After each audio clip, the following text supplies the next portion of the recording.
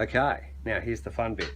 I am in the infamous one car garage. Now, at the moment, this place is full of shit, okay? Um, there's bikes and timber and furniture and mattresses, and there's another mattress over here, and golf clubs over there, and a couple of bikes and crates and suitcases and you name it. But I have a plan. And the plan's actually really simple. So just to my right shoulder over there, you can see that pegboard, and then there's another one hidden behind there on my right shoulder. So I'm going to start with that as the framework. I need to leave enough room to get a car in here at night time, but on the weekends and during the day, the opportunity to actually then use as a workshop. So I've got a back wall, hang on, sorry, go around there. I've got a back wall with some junk in it right there. I'm going to repurpose stuff. Now, I don't like throwing anything away. If I can take something, if I can repurpose it, if I can rework it and change it, if I can be really creatively resourceful, then just like I'm building a venture, building a piece of furniture is a bit the same. You want to work with what you've got, you want to take your skills that you've got, you want to try and figure out how you can turn that into something, a tool, a vehicle that's going to get you to your outcome. So that's what we're going to do. We're going to step through this journey. I'm going to use up all the shit timber and the junk that I've got here. Oops, sorry, not supposed to say that, am I? I'm going to use the junk, and I'm going to show you how you do that. Now, along the way, I'm going to outfit my workshop, I'm going to put in the right tools, I'm going to build the right furniture, and I'm going to stock it and resource it. And I'm going to show you how you do that, not just in your life, in your garage, in your business, in your venture, but in terms of, I'm going to help you expand your thinking in a way that you could never possibly imagine.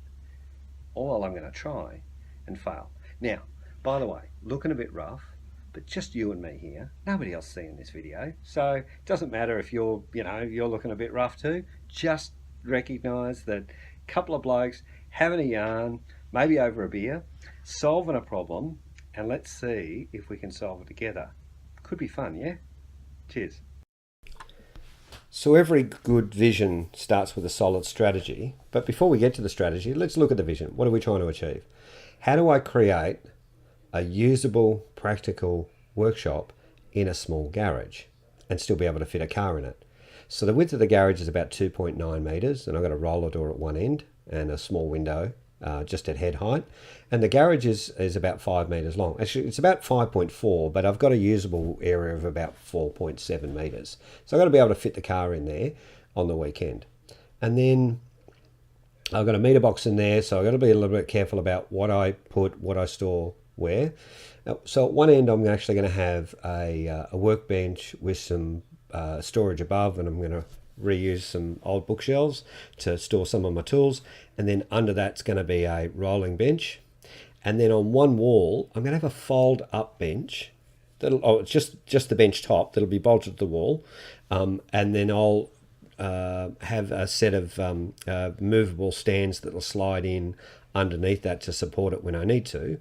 And then under the main bench will be a pull out, another bench that'll be pull out also on wheels. That'll have my table saw and a router built into that. So yeah, it's going to be interesting. This is sort of what it looks like in terms of workspace when I actually want to use it. So there'll be, as I said, that pull out one. They'll be able to slide in next to the flip up, and then at the end of that flip up bench will be my work saw. Will be my drop saw. That's my table saw that I'm just drawing in there now.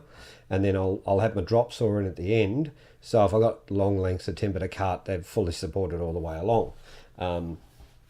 So no matter, even though this is a very small workshop, the amount of workspaces that I'll have should be sufficient for just about anyone that is looking to build stuff from home.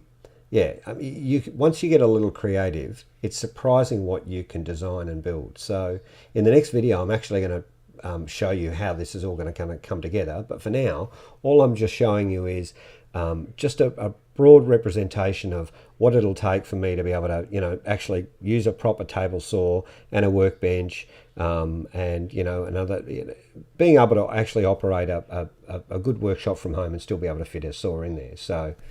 Stay tuned for the next episode. Now, If you're interested in knowing more, hit the subscribe button and hit the bell for notifications so you get notified when there's a new video. I'm going to make sure I post every week about this journey. And the first one's going to be on the weekend where I strip this place out and turn it into something clever. Watch and see what we do. Cheers.